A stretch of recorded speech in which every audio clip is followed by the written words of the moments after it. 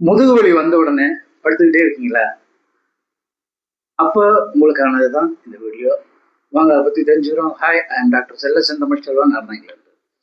முதுகு வலி வந்த உடனே சில பேர் என்ன பண்ணுவாங்கன்னா, சார் எனக்கு கடுமையா முதுகு வலிக்குது, நான் படுத்து கிடந்தா நான் கொஞ்சம் ஃபீல் பண்ணுவேன், ரொம்ப நேரம் நான் ஒரு நாளுக்குள்ள படுத்துட்டேன்னா எனக்கு வந்து வலி மாறும் அப்படின்னு நினைச்சிட்டு இருந்தீங்கன்னா அது மிகப்பெரிய தவறு.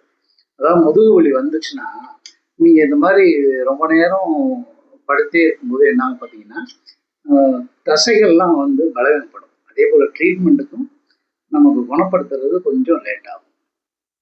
சரி, இந்த மாதிரி முதுகு வலி வரும்போது உங்களால வலி தாங்கக்கூடிய அளவு வலி இருந்துச்சுன்னா அது இருக்கும்போதே உங்க நடக்கிறது சின்ன சின்ன வேலைகள்லாம் செஞ்சீங்கன்னா ரொம்ப நல்லது. வலி வந்துச்சுன்னு படுத்துட்டீங்கன்னா இன்னும் வந்து வலி அதிகமாகும். அதுக்கு அடுத்து ரொம்ப முக்கியம், முதுகு வலி வரும்போது கால் வந்து மரத்து போறது, இல்லைன்னா வந்து யூரின் மோஷன் போறதெல்லாம் வந்து கட்டுப்பாடு இல்லாம இருக்கிறது, திடீர்னு பார்த்தீங்கன்னா வலி கடுமையா இருக்கிறது, இந்த மாதிரிலாம் இருந்துச்சுன்னா கண்டிப்பா நீங்க டாக்டர் பார்க்கணும். ஏன்னா ஒவ்வொருவருக்கும் ஒவ்வொரு வலி மாறுபடும் இந்த முதுகு வலி. அப்பதான் நம்ம சரியான டயக்னோஸ் பண்ணி என்ன ட்ரீட்மெண்ட் கொடுக்கலாம் அப்படிங்கிறத நம்ம வந்து பண்ணலாம். இந்த முதுகு வலிக்கு நம்ம ஹோமியோபதி மருந்துகளை நீங்க பயன்படுத்திக்கிட்டீங்கன்னா உங்க வாழ்க்கை ரொம்ப ஆரோக்கியமா இருக்கும். நன்றி.